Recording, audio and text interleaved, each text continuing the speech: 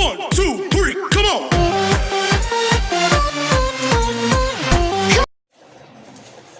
Hello friends, आज हम लोग क्लास 10th के हाइट एंड डिस्टेंस के प्रॉब्लम को देखते हैं।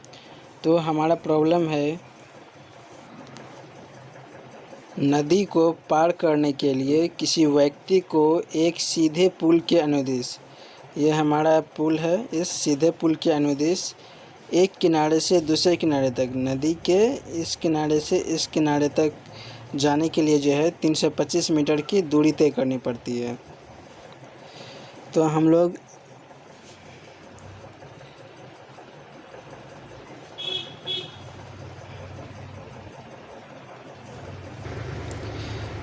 इस किनारे को ए और इस किनारे को बी मान लेते हैं। अब हम लोगों को दिया है कि यदि नदी के किनारे के साथ पुल 30 डिग्री का कोण बनाए तो नदी की चौड़ाई ज्ञात निकालना है। हमें नदी की चौड़ाई निकालना है।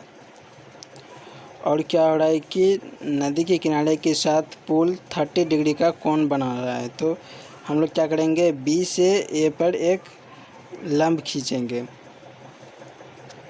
और इसको हम लोग सी मान लेते हैं। और हम लोग इस चौड़ाई को जो है एक्स मान लेते हैं, जिसको हमें फाइंड आउट करना है। अब हम लोग इसके लिए लैंग्वेज लिखेंगे कि माना कि BC की चौड़ाई x मीटर है। माना कि नदी BC की चौड़ाई x मीटर है। हम लोगों ने लिखा कि माना कि नदी BC की चौड़ाई x मीटर है और हम लोगों का जो है कि AB जो है, AB ये हम लोगों का 325 मीटर है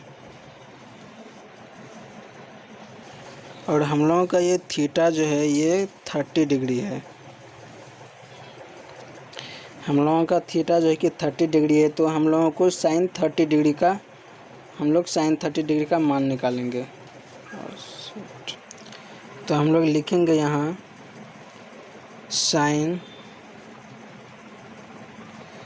30 degree equal to P/H equal to perpendicular हम लोगों का क्या है, BC है और हाइपोटेनस हम लोगों का क्या है, AB है।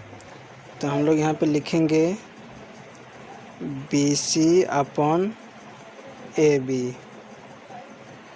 साइन 30 डिग्री का मान होता है 1/2 इक्वल टू BC हम लोगों का चौड़ाई है, जिसको हम लोगों ने x माना है, और AB हम लोगों का पुल का डिस्टेंस है जो 325 मीटर है।